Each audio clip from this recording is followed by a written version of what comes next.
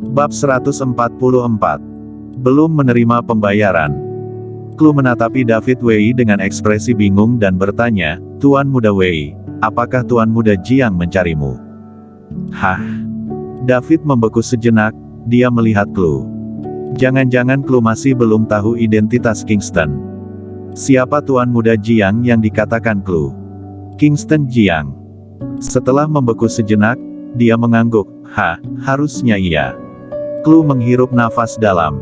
Seperti dugaannya, Tuan Muda Jiang diam-diam membantunya. Memangnya dia sehebat apa, sampai pantas dibantu diam-diam oleh Tuan Muda Jiang seperti ini? Clue, maaf, benar-benar aku yang gegabah, aku tidak pantas untukmu. Aku bersumpah, aku tidak akan mengganggumu lagi. Setelah mengatakan ini, David melirik Kingston Jiang. Melihat Kingston masih tetap makan dengan lahap, dia pun tidak mengatakan apa-apa lagi. Setelah membungkuk hormat, dia langsung berbalik dan pergi. Semua anggota keluarga Tang membeku. Sampai setelah David Wei sudah pergi, Jasmine baru sadar kembali, Tuan Muda Jiang, lagi-lagi Tuan Muda Jiang yang misterius. Tuan Muda Jiang ini sebenarnya mempunyai latar belakang apa? Kenapa bahkan David Wei juga begitu takut dengannya? Dia melihat ke arah Clue dan bertanya bingung, "Clue, Tuan Muda Jiang yang misterius itu sebenarnya siapa?" Bukan siapa-siapa, ayo makan, jangan buang-buang makanan." Clue juga sudah lama tidak makan, jadi dia merasa lapar. Melihat makanan enak yang memenuhi meja, dia juga jadi nafsu makan. Setelah selesai makan, mereka sekeluarga pulang bersama. Tuan Muda Wei tidak bisa diharapkan lagi, Jasmine pun mulai mengalihkan perhatiannya ke Tuan Muda Jiang yang misterius. Sesampainya di rumah, dia menarik Clue menanyakan masalah Tuan Muda Jiang. Clue tidak mengatakan apa-apa. Dia juga malas mengatakan apa-apa ke keluarganya, dia langsung balik ke kamar. Di dalam kamar, Kingston sudah mengeluarkan tikarnya dan berbaring di lantai. Melihat Clue berjalan masuk, dia langsung berdiri dan tersenyum, "Istriku." Clue menjawabnya, kemudian duduk di tepi kasur sambil menatapi Kingston.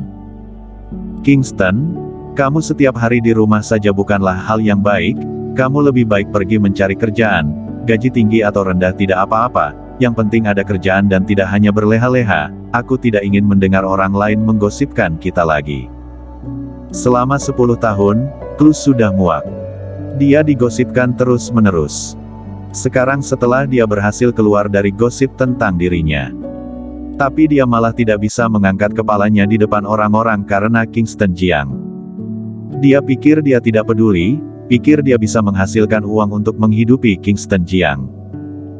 Tapi, ketika dia benar-benar mendengar berbagai macam gosip dan suara-suara orang yang merendahkannya, dia merasa sangat tidak senang. Dia ingin Kingston sedikit lebih ambisius, agar gosip-gosip di luar berkurang sedikit. Kerja. Kingston mengerutkan keningnya. Dia tidak punya keinginan untuk kerja.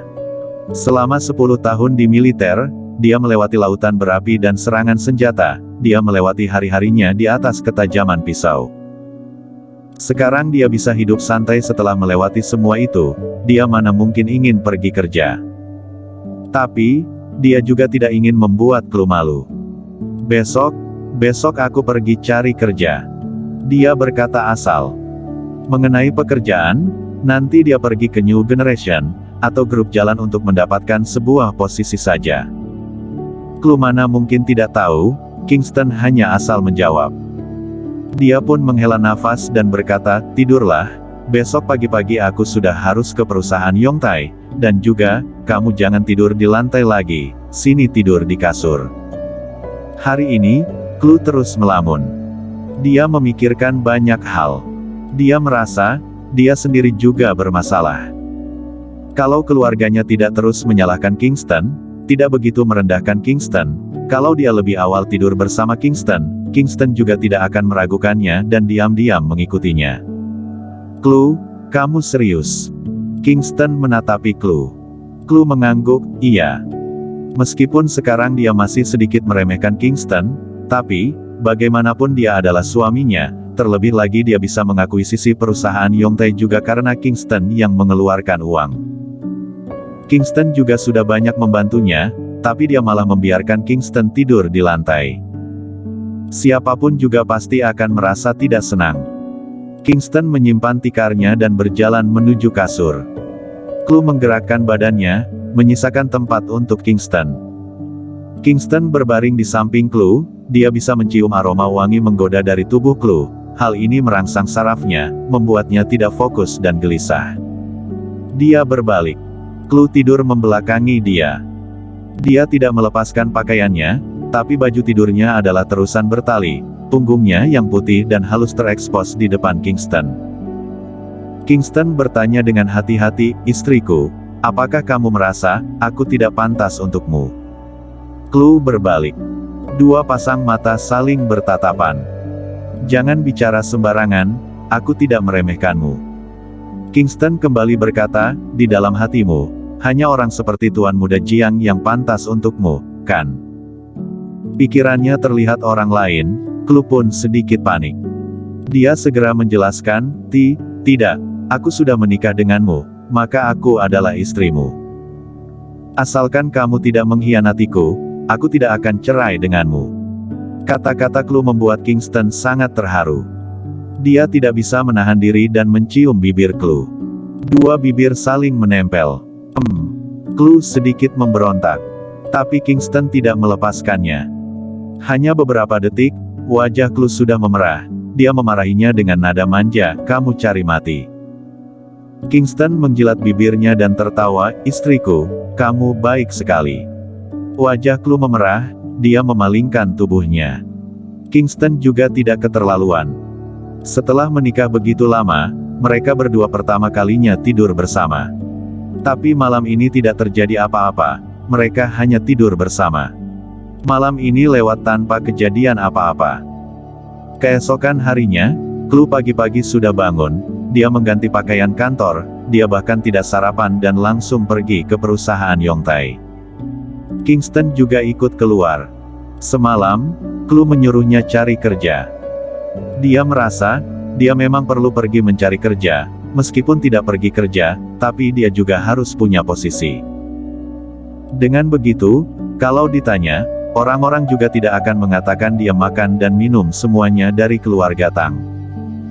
Chloe juga tidak akan tidak punya harga diri di depan orang-orang. Tapi, pakai posisi apa? Wakil Direktur New Generation? Atau Wakil Direktur Grup Jalan?